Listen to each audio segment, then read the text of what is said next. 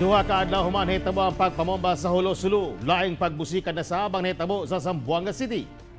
Usa ka granada ang mibuto human gilabay sa usa ka mosque sa Barangay Talon-talon, Zamboanga City pasado alas 12 kaganinang kadlawon. Sa maong insidente, duha ang patay samdang tulo ang samaran. Nakatutok si John Paul Siniel.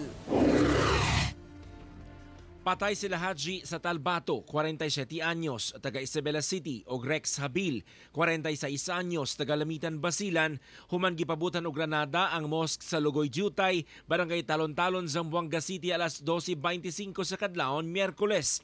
Samtang samaran ang laing tulungan sila Alnizgar Sabaha, 30 anyos, Jiklani Albani, 60 anyos, og Palson Asgali, 44 anyos nga pulos usab taga Basilan.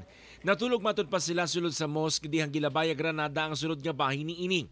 Sa post-blast investigation sa kapulisan, nakita ang safety lever sa usa ka PRB-423 grenade.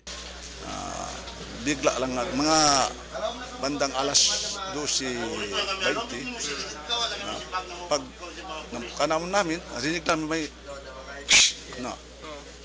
yung pala hindi ang tagal mga how many seconds impact na.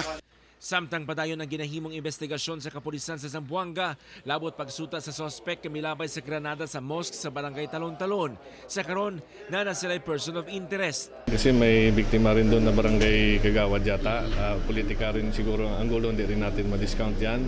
At saka baka may mga personal grudges din siguro. Kasi parang iba ito yata, parang mga Sony din yata ito sila. Hindi naman taga rito, baka sinundan sila. Samtang nakipulong na sila sa mga Muslim leaders sa Barangay Talon-talon o Barangay Mampang para sa ubang impormasyon sa suspect.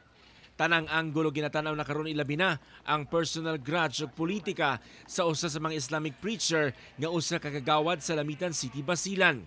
Gitutukan usab ang religious belief. Pero layo matod pa ang posibilidad nga may kalabutan kini sa nahitabo sa Hulo-Sulu sa ngalan nga IED ang gigamit sa Cathedral o Granada ang gigamit sa Zamboanga City. Ako si John Paul Siniel para sa One Mindanao.